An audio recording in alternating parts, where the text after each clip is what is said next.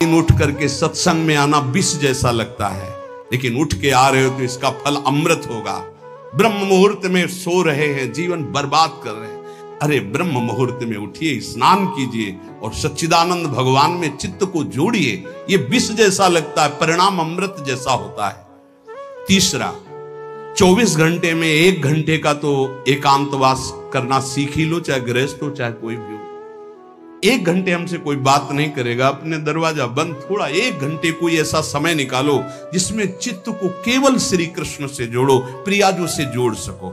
चौथा, विरक्त साधक, तकिया गद्दा, ये सब चीजें अगर लगा के सोओगे तो नाम जप नहीं होगा। देखो, हितधाम में कुशासन और एक ईंट कुशासन के नीचे, सर्दी में ओढ़ने के जो हमारे कंबल थे वो आटे का बोरा बलराम जी ला के दे थे। जीवन को यदि आप कसौटी पे नहीं कसेंगे तो भजन नहीं होने वाला। अब तो शरीर रोग से ग्रसित है, अब चाहे जहां रखो चाहे जैसे रखो, प्रियाजू जाने। जब तक हमें भगवदाकार वृत्ति ना हो जाए तब तक विषयों को स्वीकार नहीं। ऐसे हैं साधक, बड़ा सुख मिलता है। एक ऐसे पड़ा हुआ है आसन, उनके कमरे में जाके देखिए, केवल आसन ही है। कितने ऐसे साधक राधा के कुंज में रहते हैं जिनकी चटाई केवल है, न तकिया है न गद्दा है न कोई। उसी चटाई को ऐसे खड़ा कर दिया, बिछा लिया, बस उसी में पड़े, भोजन मिला पा लिया, ऐसे रह रहे हैं। कमरे में देखो जाके तो ऐसा लगेगा कि इसमें कोई रहता ही नहीं, कुछ है ही नहीं, केवल चटाई है। तकिया गद्दा विशेष विलासिता की वस्तुएं तो नाम जप नहीं होने वाला, ध्यान रखना। जहां पड़े आराम से नींद आ जाएगी, सो जाएंगे, और जब तो नींद उतनी आएगी जितनी आवश्यकता है। भजन का खजाना तिजोरी में रखें, कभी किसी से बताएं नहीं कि आपका भजन कितने माला कितना होता है। पूज्य नारायण स्वामी जी कह रहे हैं, भजन को खजाने में रखने का मतलब है लूटने वाले डाकू माया भेजती है, काम क्रोध लोभ मोह मद मत्सर आदि, और प्रिय गृहस्थ भगत आदि। कैसे प्रिय गृहस्थ? स्वामी जी अब ये सब आप ही कहा है, बहुत बीमार है, आप देखना। ठीक है, दूसरे की दुख निवृत्ति करना संत का स्वभाव होता है, पर हम जिस मार्ग के पथिक हैं, हमारा कर्तव्य है। हमारे पास हमारे प्रभु के सिवा कोई नहीं, हमारा जो कुछ है वो प्रभु हैं। ए भैया, जैसा श्री जी चाहेंगे वही सब मंगल करेंगे, ये शब्द होना चाहिए। उससे उसका भी मंगल होगा, आपकी भक्ति पुष्ट होगी। कभी भी जो गृहस्थ में भजन करता है, किसी भी तरह का किसी से भी कोई प्रतिग्रह ना ले। नहीं, ले लो, ये लो ही बढ़िया है, रख लो। नहीं महाराज, हमारा ये मार्किन का गमछा ही काफी है हमारे लिए। नहीं नहीं नहीं, ये प्रसाद पाल, हाँ इतना किनका दे दीजिए, भगवत प्रसाद है, ये हमारे लिए पर्याप्त। गृहस्थी में अगर आप भजन करते हैं तो अपने भजन को बचाने के लिए किसी से भी दान पुण्य, किसी का भी बट रहा है वो स्वीकार न करें। किसी से प्रणाम नमस्कार, किसी से अपनी सुविधा सेवा स्वीकार न करें। और जो विरक्त है उसको ध्यान रखना चाहिए, ये हमारा जीवन केवल जगत मंगल के लिए विश्वेश्वर भगवान को समर्पित जीवन है।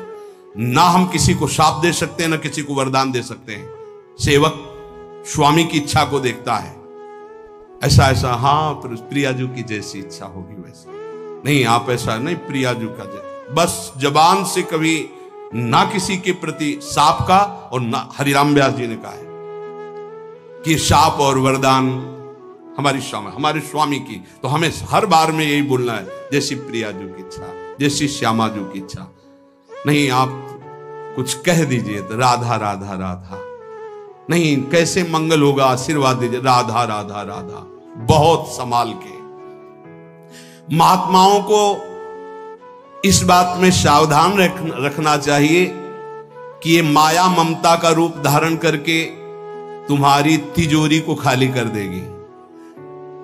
खजाना लूटने के लिए माया बहुत अनुभवी महापुरुष है। सेवक के रूप में आती है,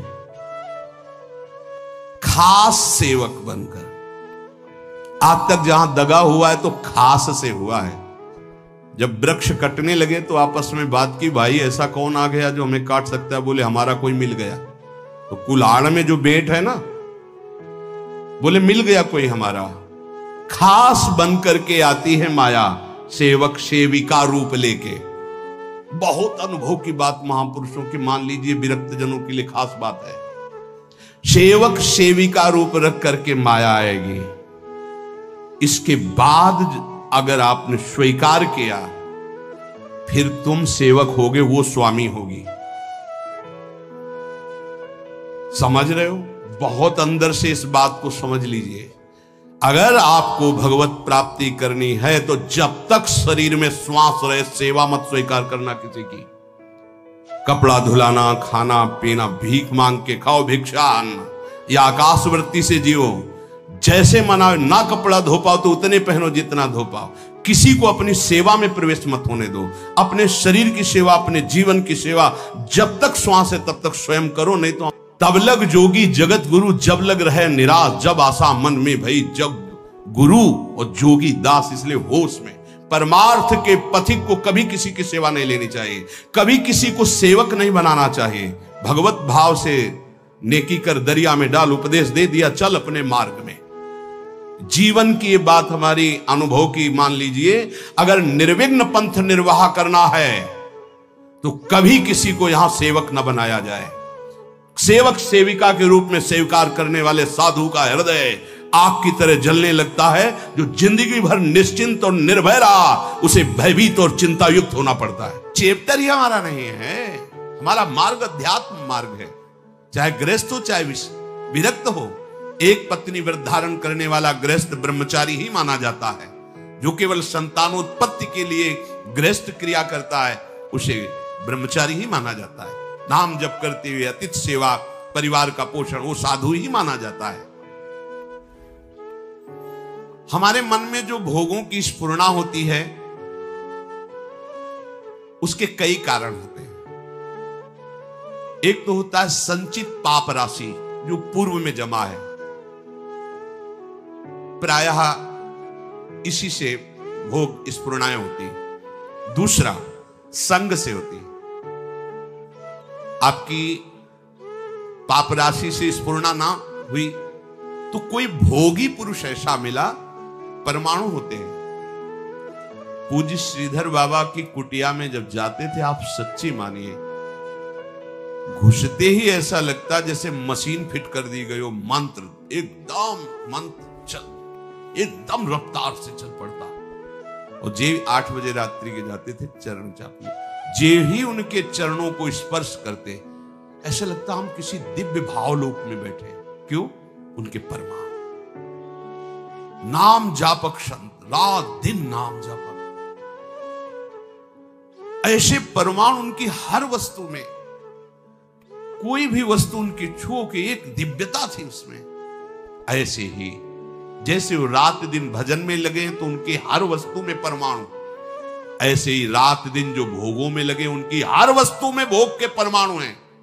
सावधान, उनके आसन पर बैठना, उनकी थाल में पाना, उनका स्पर्श होना, उनका संभाषण होना, उनसे मित्रता करके उनका चिंतन करना, ये भोगों को बढ़ावा देना होगा।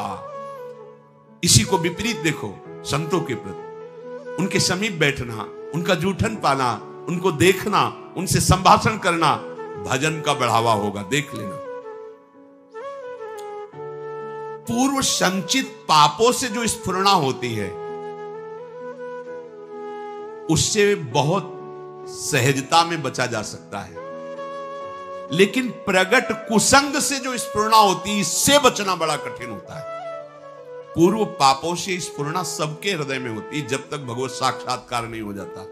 वो बार बार आकर्षित करता रहता है संसार का राग। और अगर कहीं कुसंग मिल जाए, फिर क्या कहना है? फिर तो जो स्फुरणा थी संकल्प बनेगा, संकल्प क्रिया बन जाएगी, क्रिया होते ही अध्यात्म अंतर्ध्यान हो जाएगा, अध्यात्म मार्ग ही नहीं रहेगा।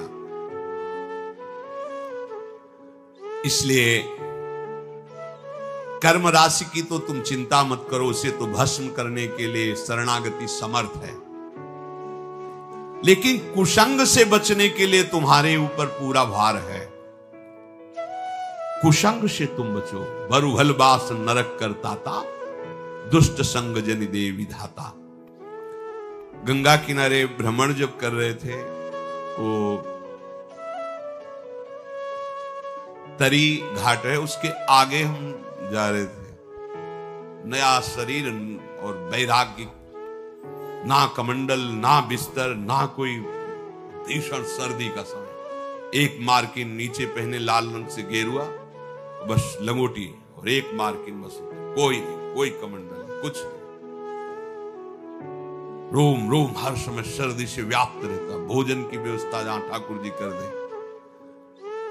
तो माह के महीने में रामनगरिया लगती गंगा किनारे। जैसे माघ मास में वहां प्रयाग में, ऐसी जगह जगह मान लो 10,000, फिर 10,000, ऐसे 2-4 किलोमीटर ऐसे ऐसे नगर जैसे बन, रामनगरिया उनको कहते हैं। किनारे से चलने पर वो मिलते हैं। तो एक महात्मा, जिनकी पोशाक बहुत अच्छी लग रहा था, सुविधाजनक जीवन है, तो देखा, बड़े बुजुर्ग अवस्था के थे। हे महात्मा, देखने से ही लग रहा है कि तुम गंगा की परिक्रमा दे रहे हो। परिक्रमा तो नहीं, पर गंगा किनारा ही हमारा जीवन है। बोले आओ 2-4 दिन रुक लो। रामनगरिया सब अलग अलग तंबू लगे, जैसे प्रयागराज में बड़ी व्यवस्था, बड़े ऊंचे ऊंचे ऐसे गद्दे तंबू, क्योंकि बहुत सर्दी गंगा किनारे तो और पड़ती है। हमें भी लगा चलो संत भगवान 2-4 दिन के लिए कह रहे, रुक जाते। जो ही रुके 12 बजे